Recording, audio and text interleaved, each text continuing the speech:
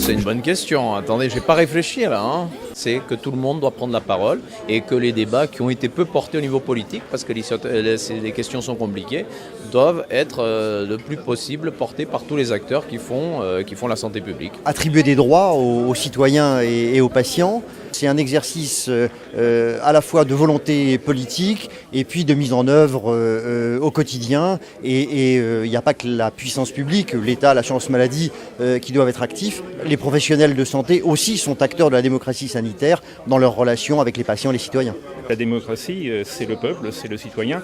Et il est tout à fait normal au XXe siècle que les citoyens sortent un petit peu du mode paternaliste dans lequel nous sommes depuis quelques siècles et s'approprient sa santé.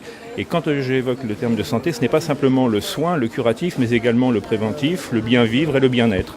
Donc pour moi, c'est ça, avec les moyens modernes, puisque c'est notre secteur d'activité, que sont le numérique de santé et le numérique pour l'autonomie. Que tout le monde puisse avoir accès aux soins en toute justice, et de mettre vraiment le patient au centre de tout. Pour moi, c'est ce qui est le plus important.